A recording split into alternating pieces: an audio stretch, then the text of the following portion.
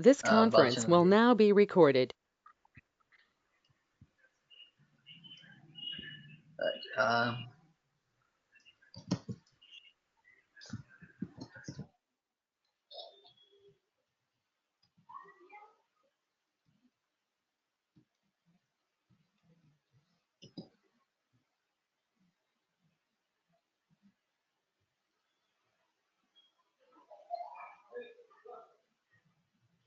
Right then, what we'll do, we'll just.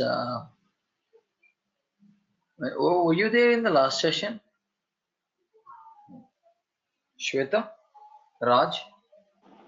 Yeah, I was in the last session. He was there. So we'll continue Yeah. with the latest slides, alright? So now you got an idea of what exactly data science is all about, right? So again, I'll do a bit of recap there. So objective of data science is to use multiple concepts in order to extract knowledge from the given data set. So to make the decisions based on the generated knowledge or insights, whatever you can say. So by using statistics, data processing, machine learning, scientific inquiry, visualization, and business understanding, and big data and computer science programming languages all together, we use all these concepts together to try to solve a business problem, and through by using a data through which where we will make a decision. So that decision can be, it can be a future prediction of the business based on their past history, or it can be a classification task. So which means finding the probabilities of your situation or business problem. So as we have discussed, I'll let you walk through the data science lifecycle again. As we know, we all know that we start with the first business problem understanding as part of data science lifecycle. So what is the business problem from the respective client, right?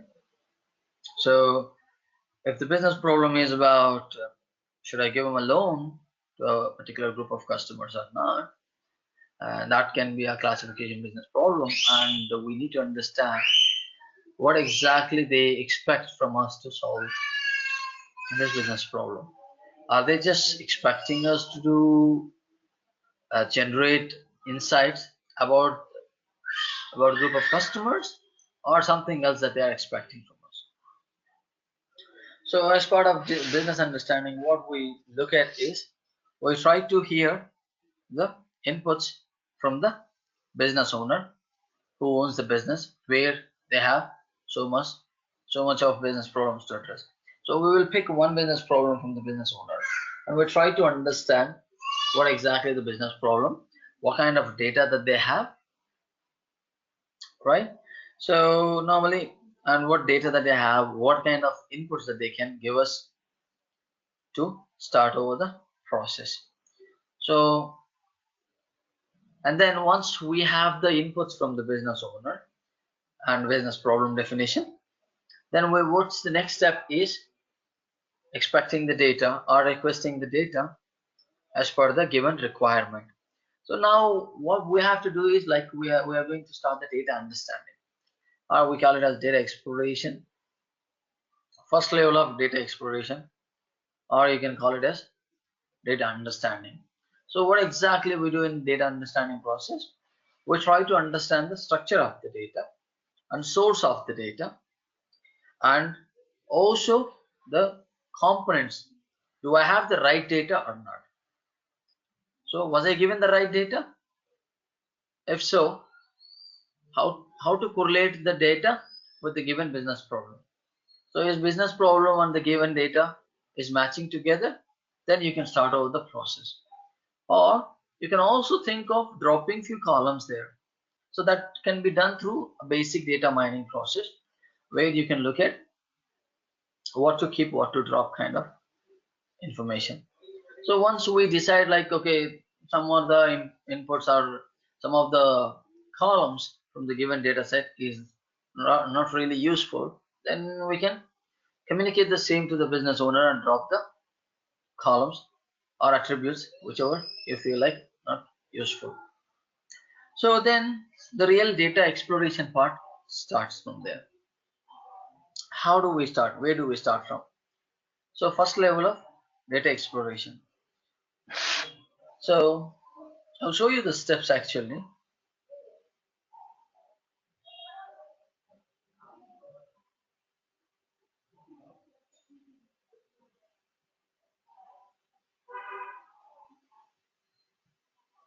Okay.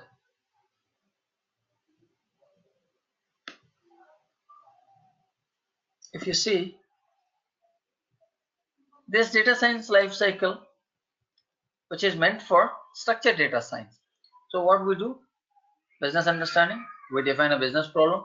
It can be any kind of business problem, giving up loan permission to group of customers, or churn prediction, will the customer stay or leave, predicting the next month bill for your next month phone bill or internet bill, electricity bill, or next month sale value in the store, next month purchase value from the customers. There are so many examples that you can think of. The weather forecasting could be anything. So coming to data understanding, as I said, do I have the right data to the given problem? And what is the source of the data? What is the structure of the data? When I extract it from one source to another tool environment, I have to cross check what data I have in the source data, what I have loaded in the R environment, Python environment, whatever the tool that we use. Okay. And then we start with the data exploration, part one. What exactly we do in data exploration? First, we understand the variables. So which means variables are nothing but columns. So what columns are there? Variable identification, identifying the column. What exactly we do? Structure of the column and its type and its category. Okay. And then what is the next step that we do? Univariate analysis, which means understanding or exploring one column at a time. So how do I explore it? I'll start with measures of central tendency, measures of dispersion, missing values if there is any missing values in the given column, and also outliers. And also I will do visually exploration.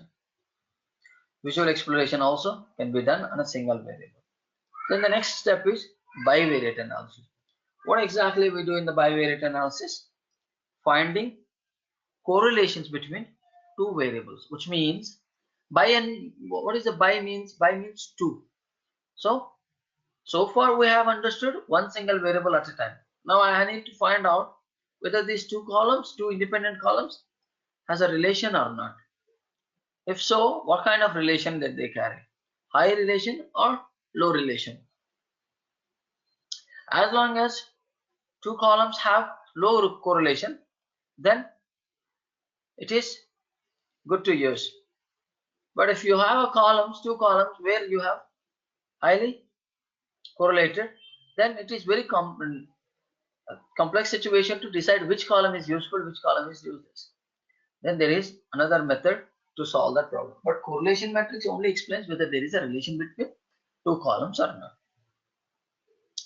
Then exploratory data analysis too. What exactly we do? So far we have understood one column, visualizing, and through visualization through statistically. Both forms. Okay. So multivariate analysis. What exactly we do? So far you have done univariate, bivariate, and multivariate, which means multiple variables at a time. So now I have to compare multiple variables or multiple columns. In data science terminology, we call columns as variables and rows as observations. So multiple variables can be observed. So how multiple variables are interacting with one another. So to test that, we have multiple statistical methods like t-test, z-test, ANOVA, MANOVA, analysis of variance, multivariate analysis of variance, analysis of covariance, multivariate analysis of covariance. These are the different statistical metrics that we have to understand multiple variables. Now, another piece is importance of variables. What exactly we study? It's just not only finding the relations, that also need to understand whether this particular column is really useful to my business process or not. So, well, in that case, what will happen? We will try to study each and every row of a given column in a greater detail. So, if this particular transaction is giving me any contribution towards my business or not. Think of any business, like let's say like ice cream sales. So, what are the most influencing columns which can help me improve the sales? Now, how do I get to know? If a column is really influencing, which means if there is one change in a column value, in a column, then you can see the same change in the target variable. In a data set, what we will have is one target variable, multiple one or more independent variables. So I wanted to, let's think of any business application. I wanted to predict the sales of ice cream store. So next month sales, what are the most important columns that I can think of? Location of the store and temperature of the, temperature, daylight temperatures. Okay, and also the offers that they can think of. That is secondary. But if you see, if there is a change in temperature, then definitely you will see the change in sale value as well. Directly related. A target variable, independent variable can be correlated. I will explain you all these steps later. Once we start statistical exploration, I'll show you how does it work. And then later we will see the same thing executing in the machine learning part. So to test whether this particular column is really important or not, we have multiple metrics like Pearson chi-square, Wald chi-square, variable selection method. Okay, we call it as a feature selection methods. Okay, so another process what we do as part of exploratory data analysis too is normalization of the variable. Normalization means what? Standardizing the columns values. Why we need to standardize the columns values? Why? Because we have to bring the values into normal mode, like on a scale. Normalization means bringing every value into a normal scale. Why? Because a customer can spend 100 rupees. One customer can spend 100 rupees, other customer can spend 1000 rupees, others can spend 10,000. It depends, right? So, but if I see the variation between 100 rupees to 10,000, there is a lot of difference. So if the values are keep fluctuating, then it is quite complex for me to understand the particular transactions. So which is why I try to put them into normal form. I will explain you what is the normalization method, how we use it, how we do the normalization, what are the different other methods that are available to do the normalization process. Then there is a third exploration step. What exactly we do is feature engineering. What is feature engineering? Feature is nothing but again column. Another name of column, variable. It's all same. Column, variable, feature. It's all same. Okay, same names. So feature engineering is nothing but it's a process of exploring complete details about given dataset columns. It happens in 3 steps: feature selection, okay, and feature extraction, okay.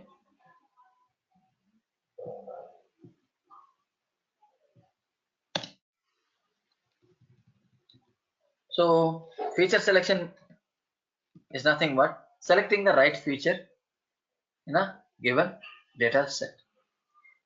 So where we select the right feature and try to filter the columns as many as we can. So why we need to do that? We need to figure out which column is really substantial to help the business problem to make the decisions. And then there is a concept of feature extraction, which means reducing those transactions which are not giving you great contribution to the business problem. And there is a concept of feature construction, which means creating a new feature or transforming the existing features. So for example, if there is a column like gender, under gender you will see male and female customers. So now I'll look into it, which group of customers are really giving me great business. Then I decided to go with that particular gender. Rather than using the complete gender column, I'll be picking up those values which are really important for me, which is called feature construction process. Once we are figured out like which columns are really useful for my analysis, then we decide to go with the modeling step. What exactly we do in the modeling? In modeling process, we apply either regression or classification. How we apply?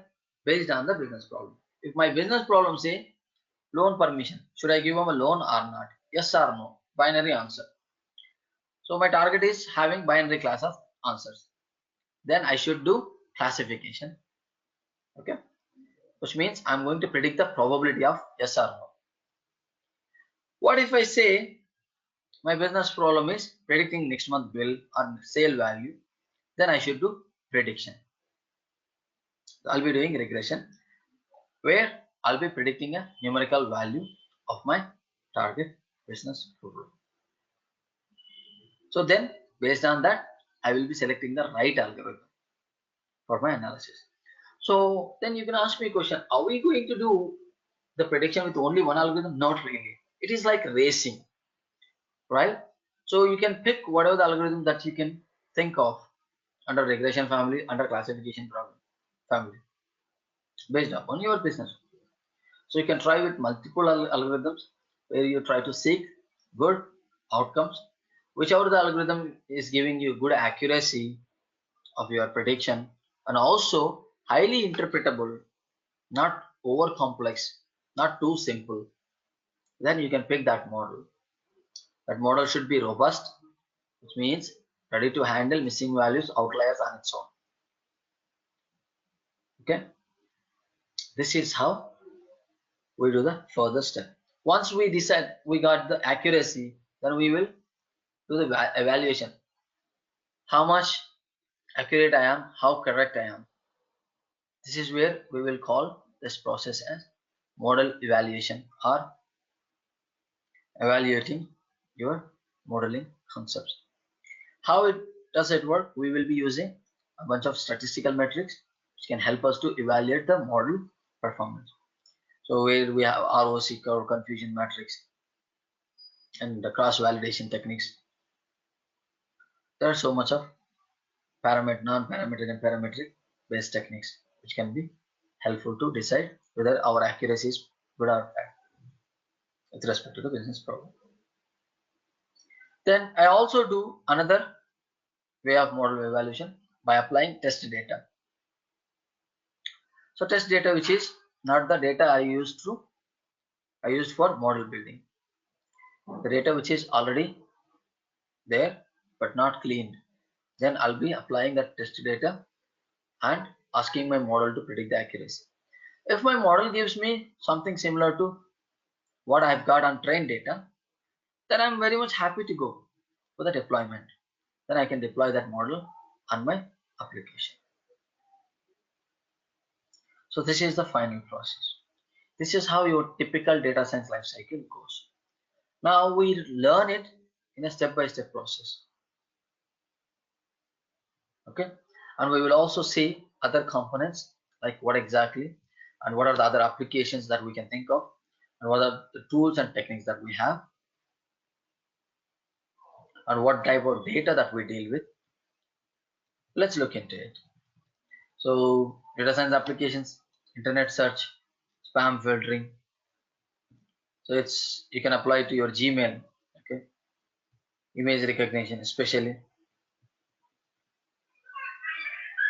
face detection, And also, best example, like these days, some companies started working on finding potholes on the road. Especially Bangalore roads are very dangerous. Hyderabad roads also. So when there is heavy rain, you will see so many potholes, so many accidents. To avoid that, they started working on traffic systems and the transportation part, roadways, transportation, finding some, if someone is crossing the traffic rules, then they should be charged. So that is where one can apply the data science. So, but what type of data that we will be looking at to apply the data science? There are multiple data types that we can think of. Before that, let's look into the application recommendation systems, Amazon. So when you look at a item on Amazon, then you will see suggestion. You might be interested in this also. This image is really interesting. Customer who bought this item, there is also chance to buy these items. If I buy banana, definitely I'll think of buying bread, milk, and butter, right?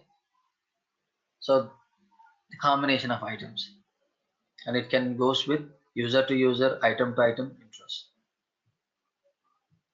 So gaming applications, PUBG, Chinga, Sony, Xbox, and all. Price comparison websites, eBay, Jengli, especially Trivago, comparing hotel prices, and Skyscanner. If you ever know about Skyscanner, eDreams, it compares the flights prices actually. Then there is airline route planning where we use especially airline route, land route, Ola, Uber, cabs routing. So we will be using that particular applications as well. And to tell you the truth, every business needs data science. Why? Because every business produces data in the form of structured, semi-structured, and unstructured. Self-driving cars without human. There are so many applications that you can think of. And what is called big data? Big data is again bringing or pushing the data to a centralized location which accepts all kinds of formats with high speed, high veracities. Unclean data can also push to that particular centralized location, which is beyond the beyond the schema-based architectures. Data warehouses are purely schema-based architectures, whereas big data is completely no schema. It's like more of like a NoSQL, but a very big data clouds built on MapReduce concept, which uses HDFS, Hadoop Distributed File System. Which means, what are we exactly doing? So far, we have used database applications to store our data. Now our database has its own limitations. Decided to look for an option which is larger than our data warehouses and easy to access. Then again, we pushed ourselves to a data cloud, which means pushing data back to the file system again. We used to work with the file systems in the very beginning of the computer. Now we are pushing our data back to file system, but this time distributed file system. It's not like your typical desktop or something. Okay, so this is more of like a file system where you are pushing your data to a typical parallel file systems. Okay, so that's what it is all about, big data. And why we need to use big data? Why? Because we are using data, and that data can come from any source. It can be SQL database, NoSQL database, or data clouds, or even from spreadsheet, Excel sheets. The typical data types you can think of in any data science architecture or structured data. Structured data means ERP data, CRM system, especially SAP ERP, one application you can think of, and Salesforce CRM, Sybase, Oracle data mining, OLAP tools, Teradata, all are schema-based architectures. Spreadsheet, CSV file, comma separated values. Why? Because it has columns and rows.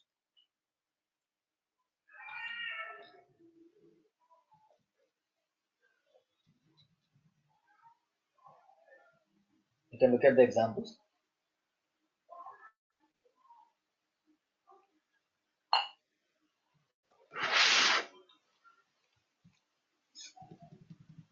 These are the typical data that you can look at. This is very structured in format. To get that structure, column and row structure and order structure, you need to put that into a schema. You need to write a schema. Behind each and every table, there is a schema which works for you. A structure. Then there is a semi-structured data, which comes in XML and JSON format. So we all know XML. Any HTML file backbone is XML. We call it as XHTML. If you convert HTML, you will see XHTML. So pretty much of the data that you see on a web page is structured into an XML document. Pretty much of the metadata tags will be given in the XML format. So JSON format, this is also another interesting format. JSON files, alternate version of XML, JavaScript object. So which is called semi-structured data. We can deal with semi-structured data also. Then there is also unstructured data. Unstructured data comes in the forms of PDFs, Word documents, emails, videos, analog, any log files, social media, scan reports of healthcare, audios, images, web pages, books, so on and so forth. So these are the typical data structures that you can think of. So you are given a business problem, and when you are asking to solve a business problem, then you look at the structure of the data. So what is your business problem? What data I was given? Okay, imagine that Amazon came to you and asked you to do sentiment analysis about a particular group of customers. Then what I would be looking at is the structured data and then unstructured data as well in form of reviews. That's purely text. So then what I have to do is converting texting data into structured form. Then I label the sentiment then and figure out what exactly my customers are saying about my products and services.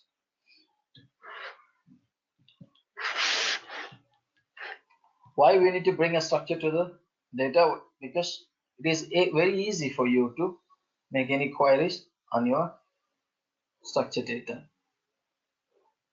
and it will be very fast, very efficient and effective. So typical data science components, as I said, we have discussed already. Any analytics form like basic ETL operations and data processing statistics. We can think of machine learning, predictive analytics, bunch of related concepts, data mining, deep learning, natural language processing, artificial intelligence, big data concepts, deep neural networks. That is, which is a subset of machine learning actually.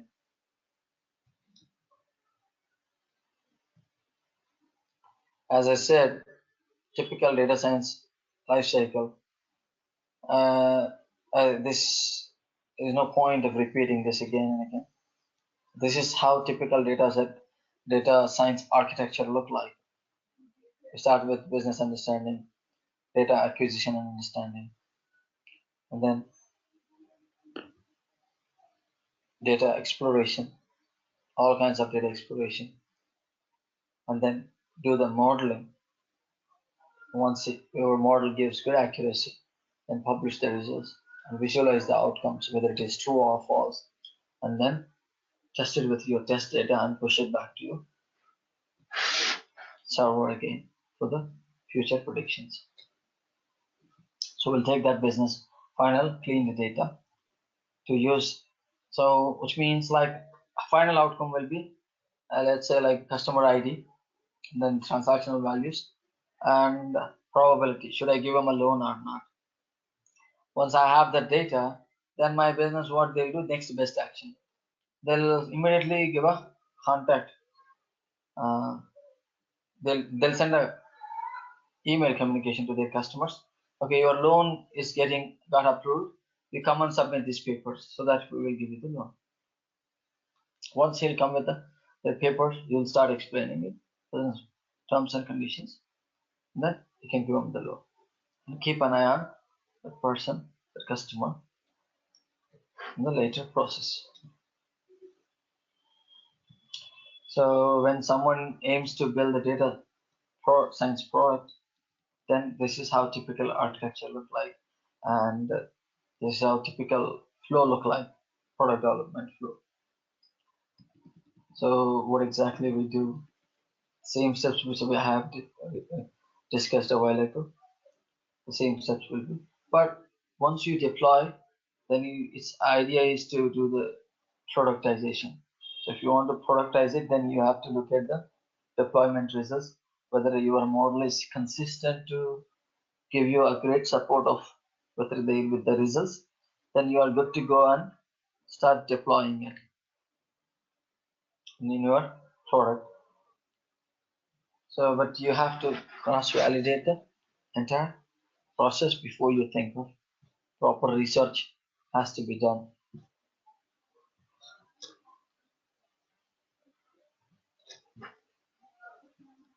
So life cycle of data science projects, which we have already covered this in a greater detail rather than this image. So now the question arises. You understood the data science life cycle. Now, if you wanted to understand what is the methodology that this particular data science life cycle follows? Well, data science life cycle uses a standard project development methodologies, but it cannot be a SDLC, which means software development life cycle. Why? Because data science process itself is completely iterative, and your typical software development life cycle cannot fit into data science life cycle methodologies. Why? Because since the process is completely iterative, and we need to have a separate methodology which can explain the complete process, which is called, there is a two standards that we have. There is even more than two standards, but majority of the businesses uses these two standards as the most. One is CRISP-DM. CRISP-DM stands for Cross Industry Platform, Standard Platform for Data Mining. That starts with 6 steps: business understanding, data preparation, modeling, evaluation, and deployment on your data. And there is also another method called SEMA methodology: sample, explore, modify, model, and assess, which was developed by SAS company, SAS, Statistical Analytics System Institution. So SAS Institute is one of the marketing leader into data science fields, and which is proprietary version statistical tool.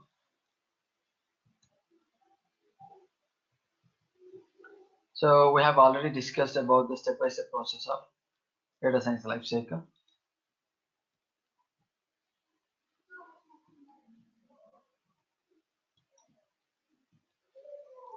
So operations and maintenance once the deployment is done, and then optimization.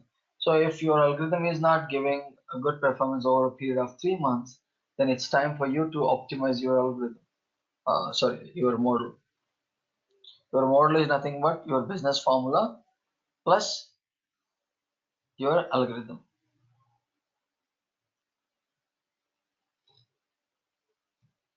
So one thing I can tell you, you can relate this data science life cycle process to your job interview.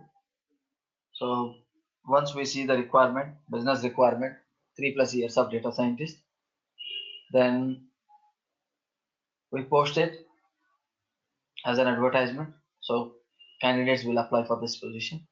Then what will happen? Data selection, which means data understanding the CVs, and data screening will happen. Once I select the CVs, then data preparation, which means technical interviews. I call the candidates for the interview, and then what will happen? Technical interviews, two rounds of technical interviews. Complete data exploration, which means I will study your CV and I'll ask questions about your experience to find out whether you are a fitment of my business problem or not. My business problem is 3+ years of data scientist. Then what I'll be looking at is if you are really interesting your features, your technologies that you have learned, tools that you've learned, and your business understanding and deliverance, interpersonal skills, all that, project management skills. You are good to go. Then I keep ranking all those candidates whoever are really good. So which means complete multiple profiles will be screened. Finally, we come up with one or two, and then we give them the offer. So then there is also once see what will happen modeling. Within modeling, you can think of two rounds of technical interview, then there will be business and techno business interview. So where you will be sending the candidate to the manager, hiring manager. Hiring manager will talk to the candidate and then try to find out the technicalities of the person and then see whether he's a right fitment or not. And once if he passes that modeling concept, then it is time to give him a case study. So, which means I'll be testing with modeling evaluation, how good he is. Give him a test case. We will ask him to work on a business problem. If he really works fine, then we are very much happy to deploy.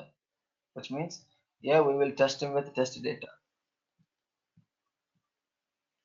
So once deployment is done, then it's time for operations and maintenance, monitoring. So you will be under probation period for 3 months to 6 months. So we will be looking at your performance. 1 month your performance might be good, second month your performance might not be good. So on an average performance you will scale. If something goes wrong, we will ask you to optimize yourself, which means learn the new skill what you are missing. Still after optimization also you are giving very bad results, then you will be kicked out. Same thing happens to your algorithm also. If your algorithm or model is not performing over a period of 3 months, then it will be removed from the process. Again, you will be using another model, same process repeated. So apart from this, let's look into a few use cases of data sciences: dynamic pricing, cross-selling, upselling, predicting lifetime value, customer sentiment analysis, digital marketing, healthcare claims prediction, insurance policies, fraud and risk detection, self-driving cars, pilotless aircrafts, drones, agriculture, precision agriculture, social media, Twitter, Facebook. People are not fools to use Facebook just like that. If your Facebook is not intelligent, then nobody is going to use that for sure. If your WhatsApp is also not intelligent application, then no one is going to use it. You understand what your interests are.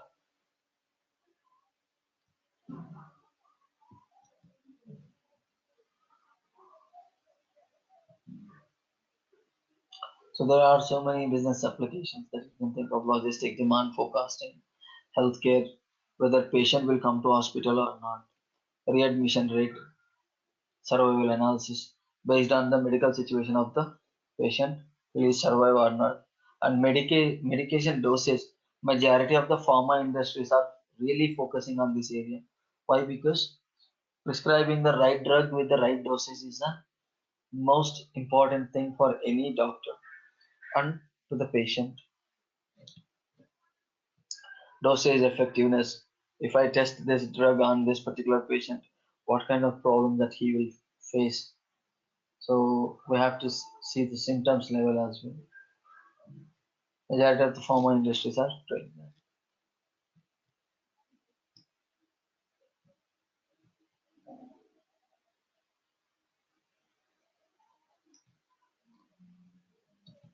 So if we can think of so many applications, why? Because we need it. So we apply it to each and every business.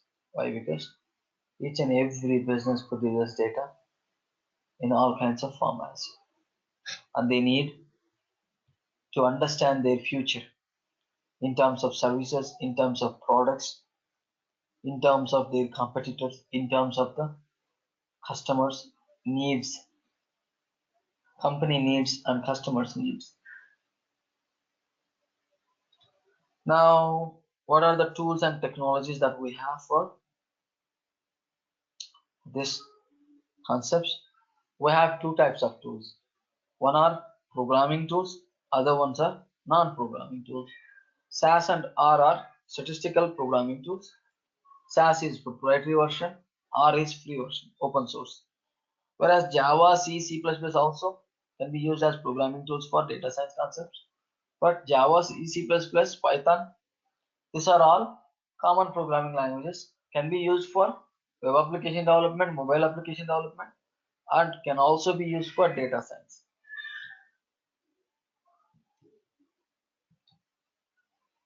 Well, non-programming tools, which means you don't have to code.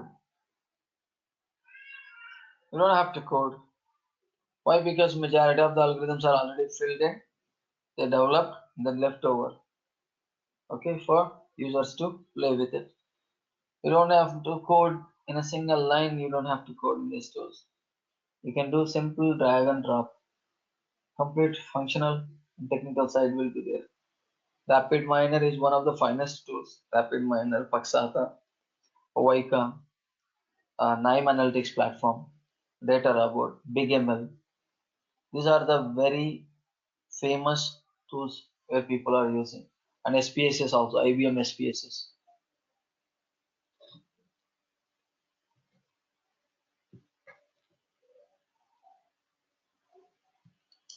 And then there are deep learning tools, which is a subset of machine learning. If you wanted to play with the big data, if you want to do big data science, then you have MLib, Spark MLib, machine learning library, and Tensor, Google TensorFlow, Python Keras, MATLAB deep learning tool, DL4J of deep learning 4J of Java, Microsoft CNTK. There are so many open source tools for deep learning concepts. PyTorch is also another Python based tool, can be used for data deep learning applications. So then there is a big data tools. What are the big data tools that we have? Hadoop, Hive, MLib, SQL on Hadoop, H2, HBase. So these are the Cloudera. Cloudera also is a very good platform for enterprise level applications. Hortonworks, Cloudera. These are the great players in the market for enterprise level applications. Teradata is also, but Teradata pretty much deals with structured data formats.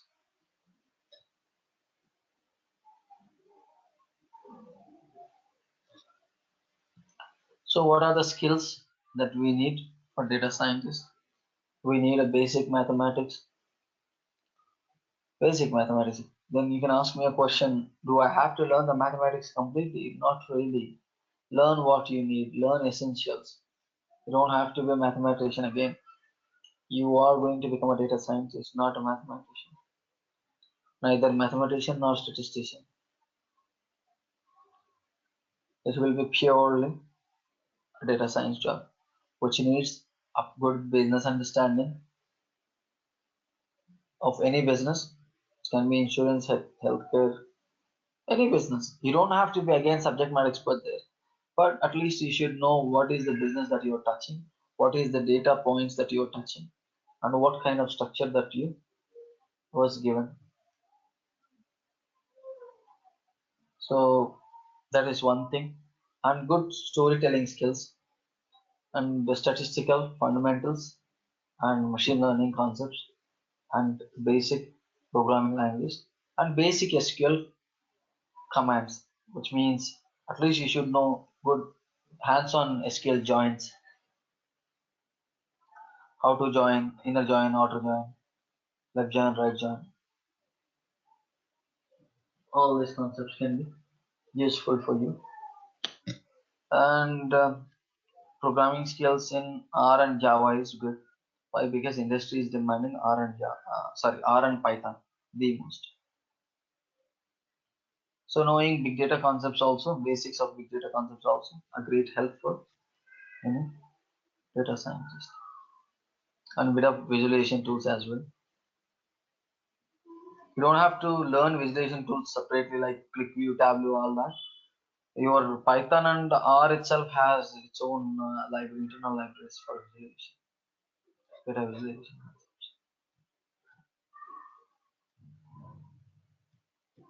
So tools that we have used and in the name of and their market share in them.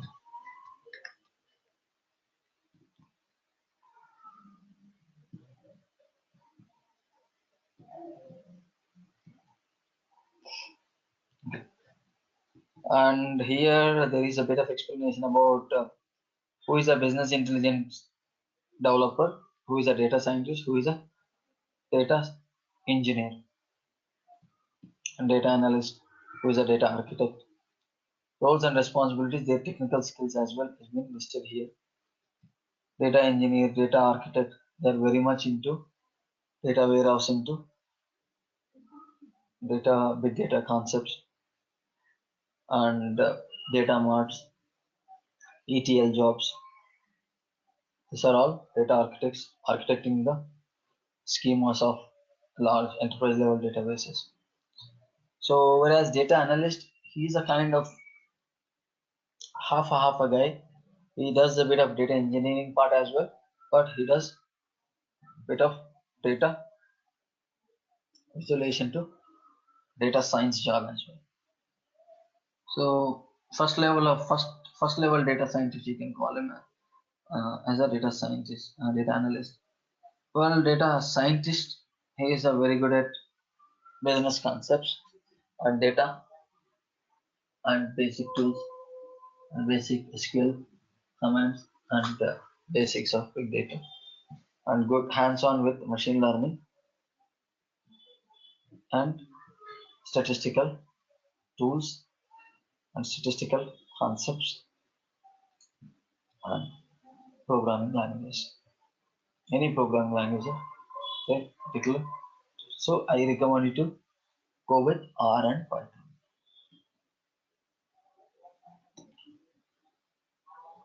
So here we have listed roles and responsibilities of the data scientist as well in greater details. You can take a look. So what are the top 10 skills for data scientists? That is also being listed here. You can take a look at.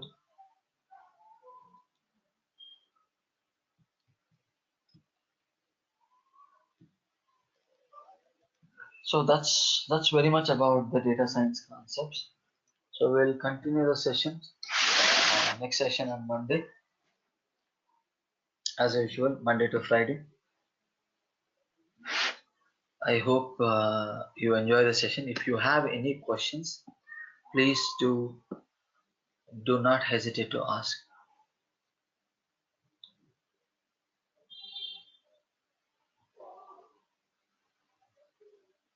Hello, Shweta, any questions that you have?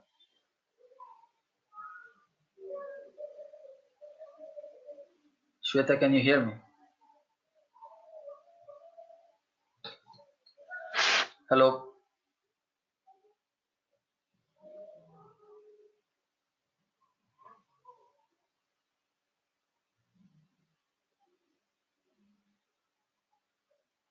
Hello.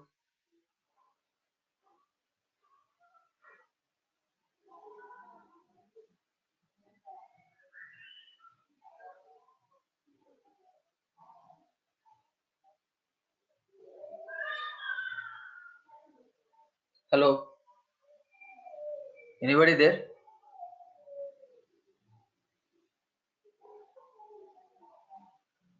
Raj? Shweta?